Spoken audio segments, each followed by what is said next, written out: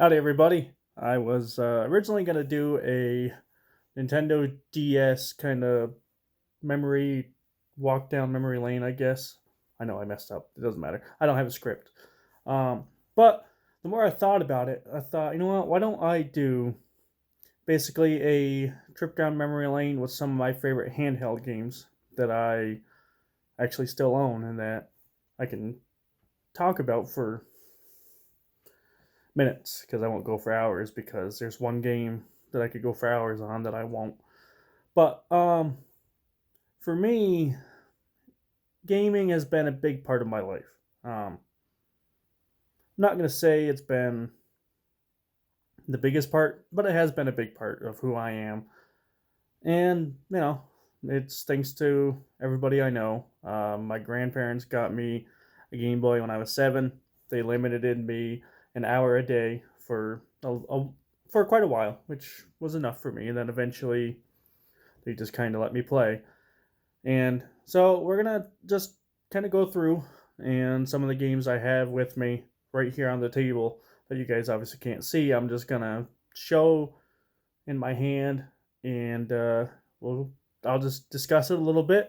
I'm not gonna really go in any particular order like some people will. I mean, I might save a few that I think are the best for last. Spoiler, well, not really spoiler alert, but anybody that knows me, a lot of these games have, to me, really, really good music. So, people that know me, I love music. Helps me calm down, helps me play music too. I play drums to a lot of video game music. It's fun for me. So, I figured, you know what? A lot of this stuff that you're going to see has either really good music or, to me, it's actually a really good game that I can just pick up and go and spend hours on, not really even realize it. So, you know. So I'll just start with the first one I have in front of me. That, once again, the main reason I liked this game, it was a Game Boy game, it was the music. The music was very up upbeat, fit every stage just right. They did a really good job, and that is Mole Mania. If you notice up there, it's compatible with the Super Game Boy, which means if you had the Super Game Boy adapter, which was for your Super Nintendo, you could play this on the big screen. I can play this on the big screen now because I own the Retron 5 that lets me play these games. This is a puzzle type adventure game. To me, the best part about it, no surprise, the music. Music is really good. That's really about it for this one. It was so much fun. I used to play this when we would go to Maine. I'd play it on the way up. It definitely kept me busy.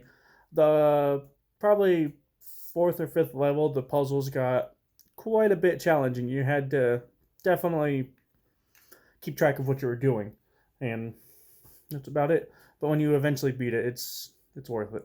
So, Wolmania. Next one. Actually, my brother had this growing up. I had a different version, but regardless, I have played it quite a bit. It is based off of the cartoon instead of the other games. Pokemon Yellow Edition, Special Pikachu Edition, which actually this came from Blockbuster. I got it at one of the many shops I go to, and they happened to have it, and I got it. If you've never played this one, you start off with Pikachu, and he can follow you around, which actually was one of the first times Pokemon could follow behind you, besides all the new games nowadays. But it was restricted only to Pikachu. And in this game, if you wanted to evolve Pikachu, you couldn't with this cartridge. You actually had to trade him over to red or blue, use the Thunderstone on him, and then you could trade him back. And then you'd have Raichu. But in the game, he rejects the Thunderstone every time. Which, I mean, if you wanted to have the complete Pokedex, I guess you could do it that way. But by the way that I said it follows the cartoon, is that in different points of the game, you actually get the 3 original starters: Squirtle, Bulbasaur, and Charmander. Now, I don't remember what comes first, but it's pretty entertaining to have all three plus Pikachu. And I'd probably use Dragonite, and I'd probably use Machamp or Golem, depending on if I could trade Graveler to get Golem, and just level up Dragonair enough to get Dragonite, which was easy enough to do because they're some of my favorites. Or if I was feeling extra frisky that day, I'd do Machamp. Trade away Machoke to get Machamp. But music, once again, kind of a shock. Music. And it's yellow, so it's kind of cool. But yeah, Pikachu edition. Let's see here. I got a bunch of these things to go through. You know what? We've done that on my channel. You know what? I haven't done this one, which is surprising because this is actually one of my favorite games, even though people shit on it constantly. It's not going to be rated G, obviously, if you couldn't already tell. Super Mario Land, the original one. I think this one did not come bundled with the Game Boy. It was Tetris that did. But this game is so much fun. Music. Music. It's a very, very, very simple game, except this time instead of saving Princess Peach, you're saving Princess Daisy. Takes about, on average, maybe 35 to 40 minutes to actually beat. It really doesn't take long. And you get, obviously, the Super Mushroom was in the game, but this one, there is, and I'm not making a joke here, it's called the Super Ball Fire Flower, or Super Ball Power Up, whatever. So you can shoot Super Balls. Say it without laughing. I dare you. I dare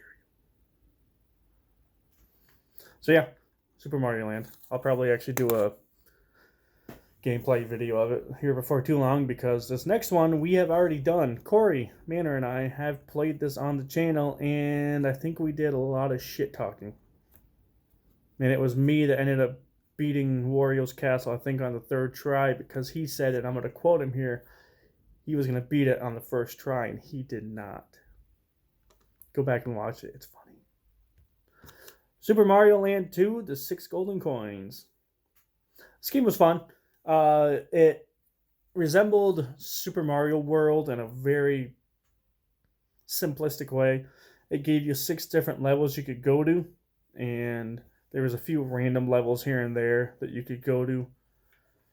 But the premise of this one is when Mario's away in the first game, Wario sneaks in and takes control of, I think it's actually called Mario Land, which is no surprise.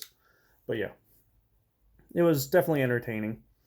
Yeah, the music, that, and I think the best part of the game for me is the staff roll at the end, because the music there is just perfect. So yeah, Super Mario Land 2. Like I said, Corey and I have played that. There's, if you go to my YouTube page, which yes, I'm going to self-promote, because that's what I have to do. Make that YouTube money one day. Shaw725, Super Mario Land 2 game, the gameplay walkthrough, whatever. There's a list for that itself. There's other ones that we have played. This next one I have not beaten. I don't have the time, but I have watched a lot of gameplay of this game. I have listened to a lot of music from this game. I have played a lot of music to this game. It is one of the games that my friend John K.A., shout out John, got me hooked on very early on. Dragon Warrior 3. I friggin' love this game. It is so much fun. If you have never played a Dragon Warrior game, can you even call yourself an RPG fan? Can you call yourself a gaming fan? I don't know. You can, but it was kind of the rival of Final Fantasy at the time, because there really wasn't too many RPGs out that could really stand up to Final Fantasy. But these guys did a good job. the music, the gameplay, all the little mini games that they snuck in. It was very well done. So yeah, Dragon Warrior 3 music. All right. For this next one, I still have the instruction booklet for it. The only thing I don't have is the box. So if I ever come across it, I'll probably have to get it just so I can say I have it. Because I still have my original booklet for it way back when. Pokemon Red. Bitches.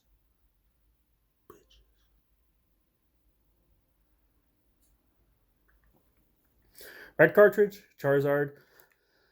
I kind of gave away what one of the final evolutions of the game is for one of the Pokemon. You didn't really know who it was, at least when you were first playing it. But looking back at it now, it's Charizard. The other blue has Blastoise, so you know. But Pokemon Red, my favorite music in the game is SS Anne. I've listened to that for hours on repeat before. How can you not like that music? I dare you to not like that music. I mean, I know there's some people out there that won't like it. For me, some of the best music in the game. That and the missing go or missing number glitch, if you will. That was awesome. Duplicating any item you want. So duplicating rare candies and master balls. Yes. With cheese. Yes. So yeah. Pokemon Red. Alright. We have actually a couple more Game Boy Color games, which we will do one of right now. Corey and I have played a lot of this. It has been up quite a bit. There's actually going to be a new video coming out of him and I playing this again because we are suckers for pain. Pokemon Pinball. I actually did a review of this. I don't even remember how long, but in the review I made a grievous error. I called Squirtle Bulbasaur because I was just so pumped up at that moment in time that my brain just said, you're going to make an idiot of yourself right now. And guess what? I did. It happens. Once again, it's the music, the right stage, and the game. You can't go wrong. That and the catch-up mode and the evolution mode is fun. But it's definitely not a typical pinball game because you're using a Pokeball. And it's fun. It's frustrating. It's hard. The highest score for the red stage, I own it right now. And it's only number 3 because the original data is still there. And it's Nintendo with the pre-programmed 500 million. Fourth is 400 million. Well, second is 400 million. I have third, I think, with 342 million. Corey is fourth with 312 million. And then fifth is 300 million. Closest I have even come to that again lately is 112 million. It's awful. It's terrible. Blue stage, the only one that's on the board with, I think, 212 million or something like that. It's hard. But the gameplay is a lot of fun. The mini games, well, the bonus levels, there's a Diglett Dugtrio one. There's a Haunter, Ghastly, and Gengar one. I think there's a Mewtwo one at some point. There's a Meowth one. But music for me is still the best part, which should come as no shocker to anybody. So, Pokemon Pinball. Played a lot of that on the bus on the way home from basketball practice and stuff. So, yeah. Alright, now we're going to hop into stuff that has a little bit better graphics. I won't say it has better music, because some of it does, some of it does not. You know what? We're going to do this one as a saga, because, let's face it, One of my favorite shows, cartoon, anime shows, whatever, is Dragon Ball Z. So I remember when the first one came out, and I had got it, and I actually still have the poster that came with it. It's really fragile, but I still have it. A lot of people kind of shit on the game now because the second and third one did so much more stuff, obviously, but they built upon what the first one had done. The only thing I don't like about the other ones is you can't just free fly whenever you want. You actually have to get on certain spots that will let you fly.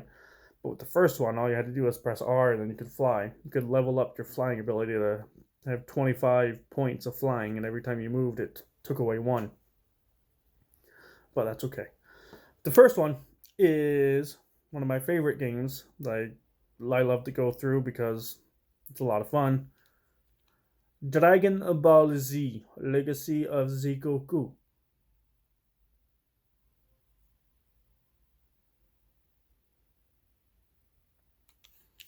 This is by Infogrames. 2002. Oh, yeah, I bought that at JJ Games. Bought a lot of stuff from them. They do a really good job. Shout out JJ Games. But that one, the first one takes place from the Saiyan Saga, Raditz, Goku, Nappa, Vegeta, and it goes up to the Namek Saga, ending with the final battle against Frieza, where you get to turn Super Saiyan at the end. And actually, I have a screenshot on my phone for my messages that is you fighting Goku on exploding Namek as a Super Saiyan. It was awesome. It was a lot of fun. I love that game.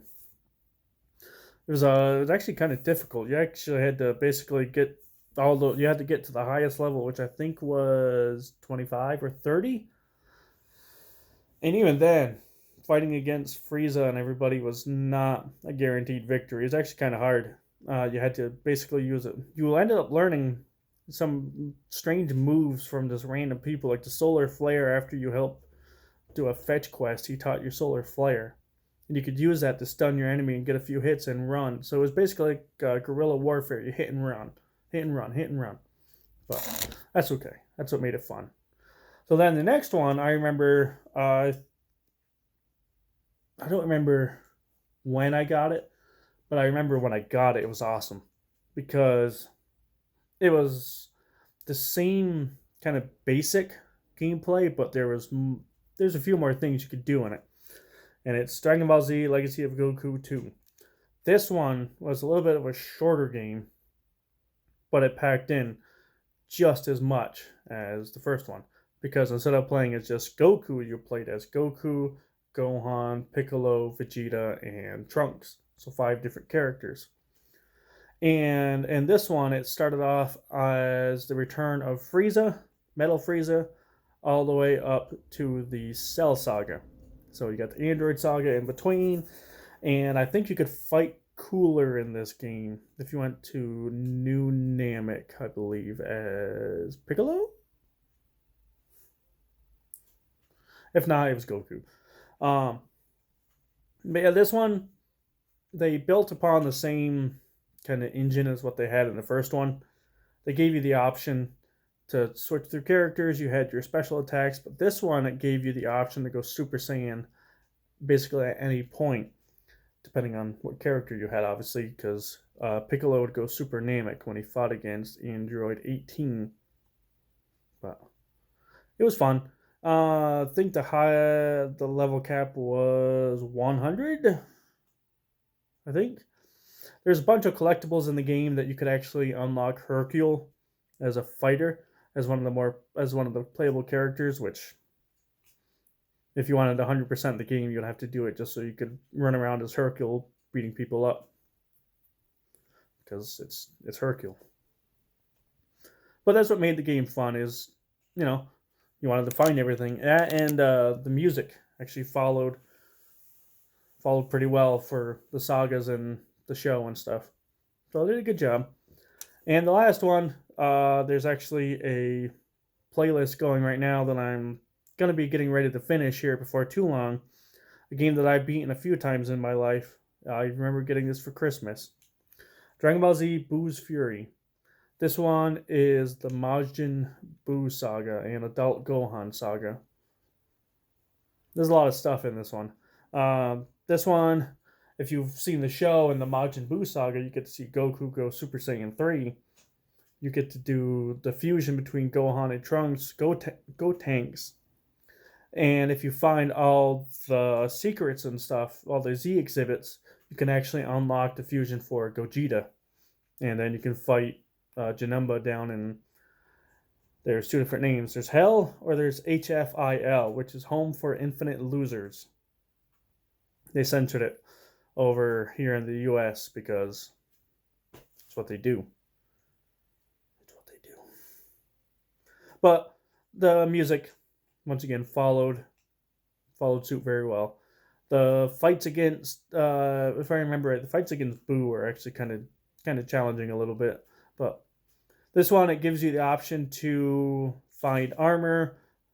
You can collect a lot of Zenny just to buy stuff. It was fun. The cap level was 200, which is actually pretty high. Because most of the time, your attack, your power, and stuff would end up being like 250-ish, 275, somewhere right around there. But yeah. All right.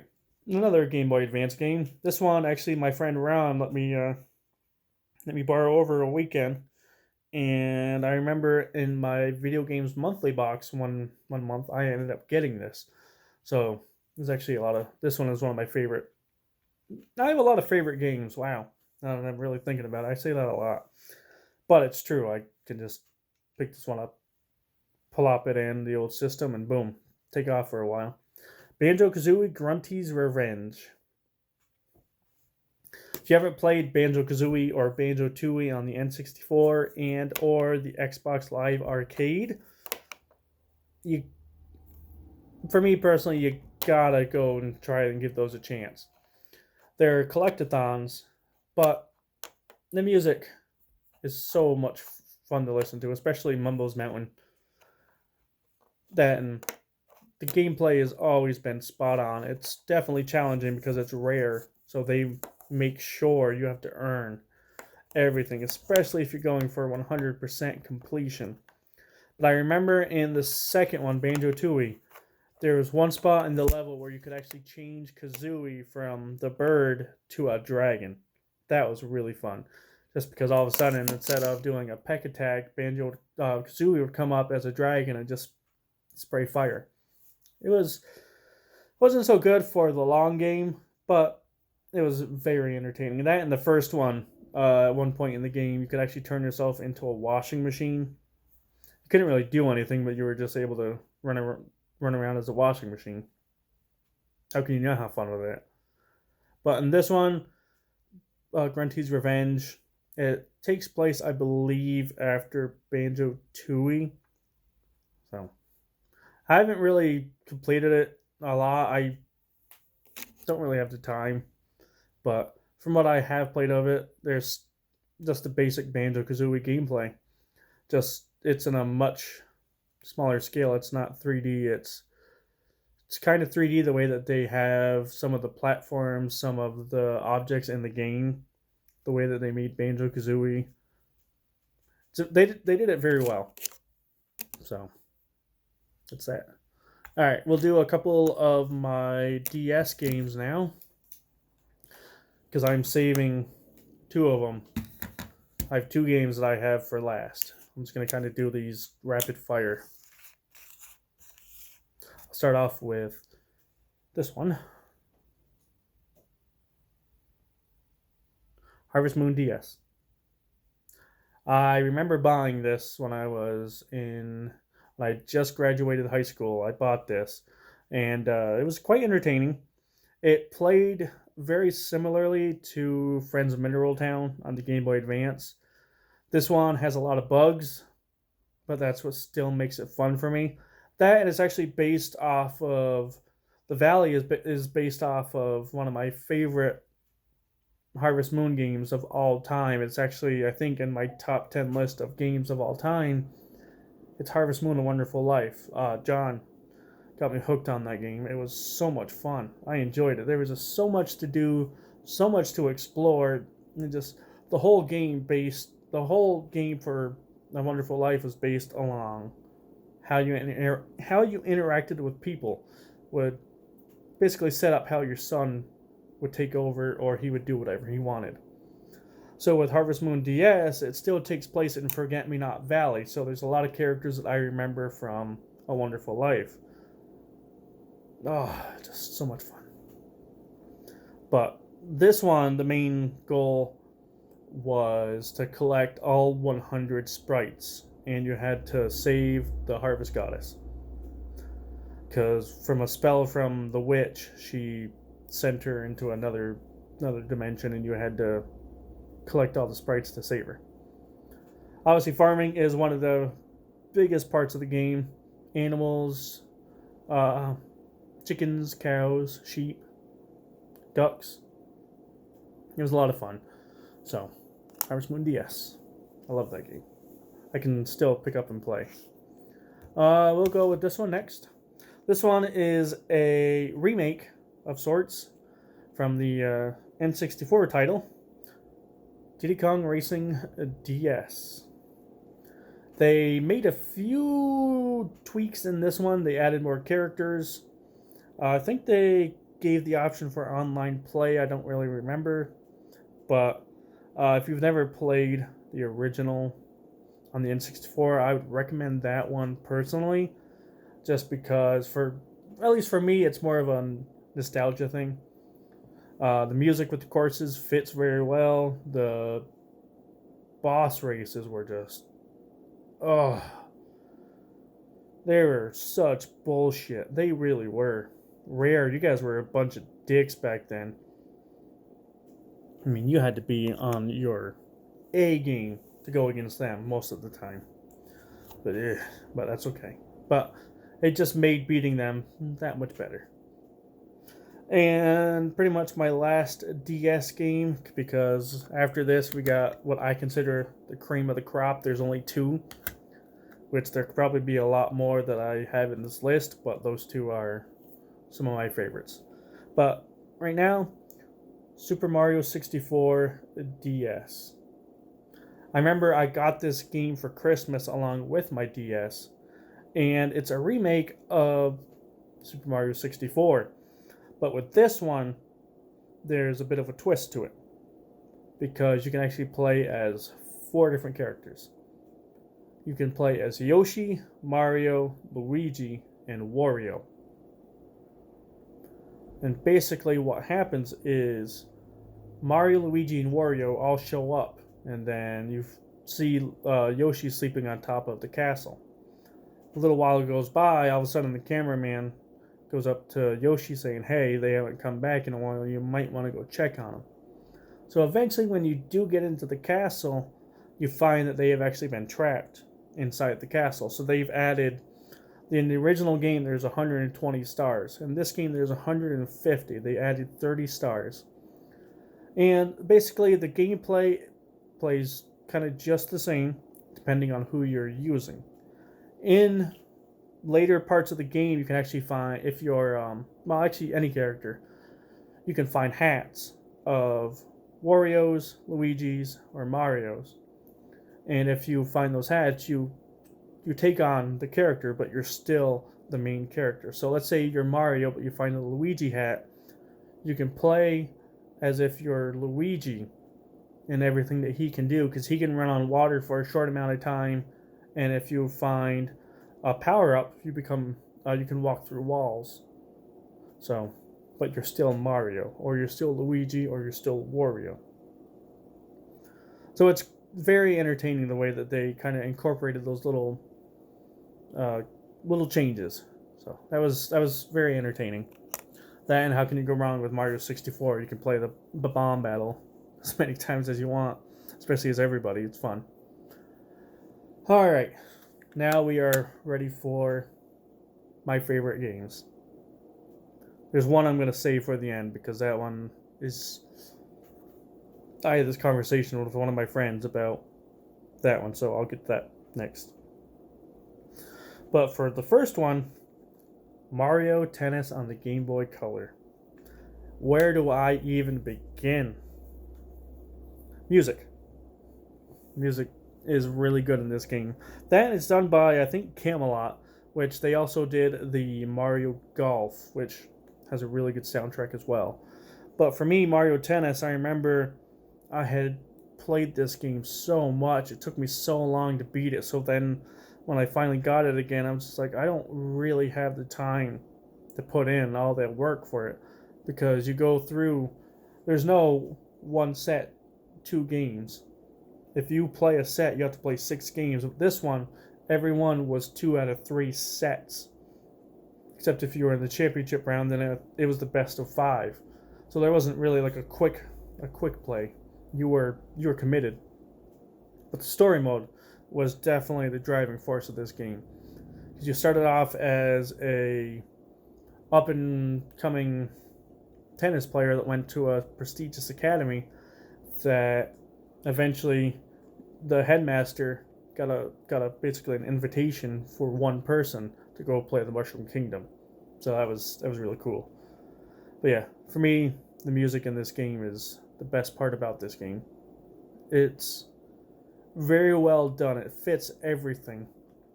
So then you could connect it to Mario Tennis on the N64 with the transfer pack, which I actually have. I remember getting it for Pokemon Stadium.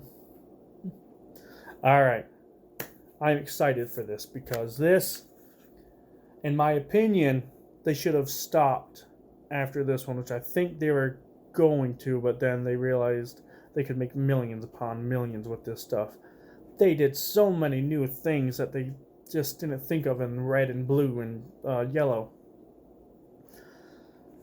I gave my gold version of this to my friend Kevin because I have a thing for Christmas where I usually give one person a game every Christmas, and it just happens to be him or whoever it happens to be that year.